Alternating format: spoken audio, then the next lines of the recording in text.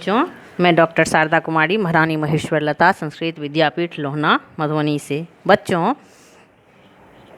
उपशास्त्री द्वितीय खंड हेतु हमने बच्चों के लिए दूसरा चैप्टर जो है प्रारंभ कर रखा था, जिसमें मौर्य काल से गुप्त काल तक का राजनीतिक एवं आर्थिक इतिहास के तहत हम भारतीय इतिहास के स्रोतों के बारे में अध्ययन कर रहे थे। बच्चों, उसमें हमने साहित्यिक स्रोत के बारे में पढ़ा और पुरातात्विक स्रोत के रूप में हमने अभिलेखों के बारे में कुछ जानकारी इससे पूर्व के क्लास में जो है उसमें हमने डिस्कशन किया था। शेष बचे हुए भाग पे आज हम प्रकाश डालेंगे।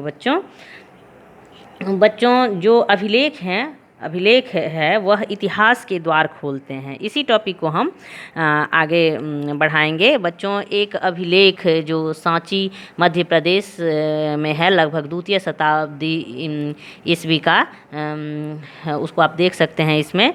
बच्चों, अभिलेखों में खारवेल का हाथी गुम्फा अभिलेख जो है वह कलिंग राज खारवेल का अभिलेख है, और यह अभिलेख जो है वो पूरी उड़ीसा के हाथी गुम्फा से मिला है। इसकी लिपि ब्राह्मी है। यह प्रथम सदी ईसा पूर्व के उत्तरार्ध का है। इसमें कलिंग के प्रसिद्ध शासक खारवेल की राजनीतिक उपलब्धियों एवं लोक मंगल के कार्यों का उल्लेख जो है वो मिलता है।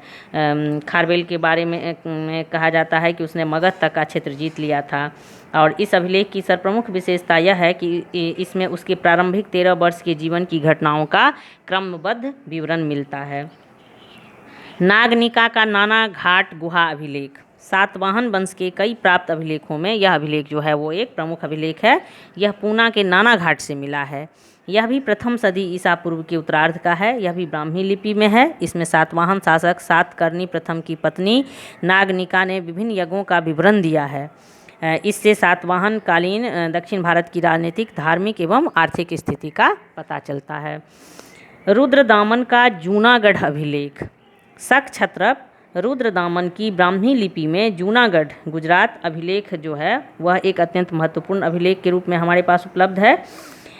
इसमें सुदर्शन झील पर निर्मित बांध का इतिहास मिलता है। सुदर्शन झील की सांगोपांग जानकारी उपलब्ध कराने वाले इस अभिलेख को प्रकाश में लाने का श्रेय जेम्स प्रिंसेप महोदय को जाता है।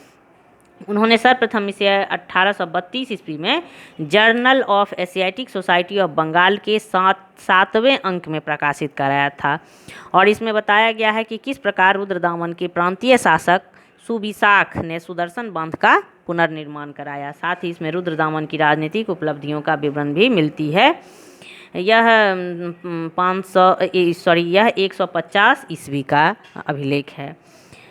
मीनांडर का सिनकोट प्रस्तर मंजूषा अभिलेख, खरोष्टी लिपि में 115 से 90 ईसा पूर्व इंडो ग्रीक शासक मीनांडर का यह एक प्रमुख अभिलेख है। यह अफगानिस्तान के सिनकोट से प्राप्त हुआ है। उसकी राजधानी जो है वो साकल थी, जो पाकिस्तान का वर्तमान सियालकोट है। गोंडो फर्नीज का तख्त ए बाही प्रस्तर अभिलेख, पहलव शासक गंडो फर्नीज का यह अभिलेख जो है वो पेशावर के तख्त ए बाही से प्राप्त हुआ है। यह खरोष्टी लिपि में है। कनिष्क प्रथम का सुई बिहार ताम्रपत्र लेख, कुषाण शासक कनिष्क प्रथम का यह अभिलेख पाकिस्तान के बहावलपुर के समीप सुई बिहार स्तूप से मिला है। यह 89 ईस्वी का है एवं खरोष्टी लिपि में है। इसमें कनिष्क कालीन धर्म की जानकारी मिलती है। समुद्रगुप्त का प्रयाग प्रशस्ति स्तंभ अभिलेख, ब्राह्मी लिपि का यह अभिलेख जो है वो मूलतः कौशाम्बी में था, जहाँ से इलाहाबाद किले में लाया गया।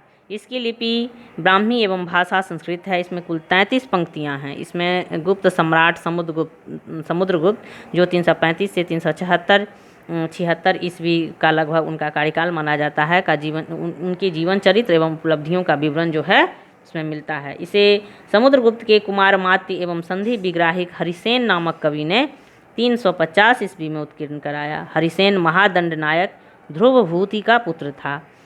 यह कौशाम्बी में अशोक स्तंभ पर अशोक के लेख के नीचे जो है सो उत्कीर्ण है। ऐसा कहा जाता है कि इसके नीचे मुगल सम्राट जहांगीर के भी लेख हैं। इस अभिलेख को प्राचीन भारतीय अभिलेखों का सरताज कहा जाता है।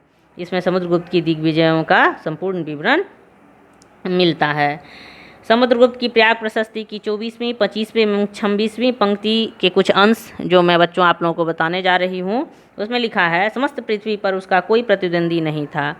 संस्कृत में है वो, इसका हिंदी रूपांतरण मैं कह रही हूँ।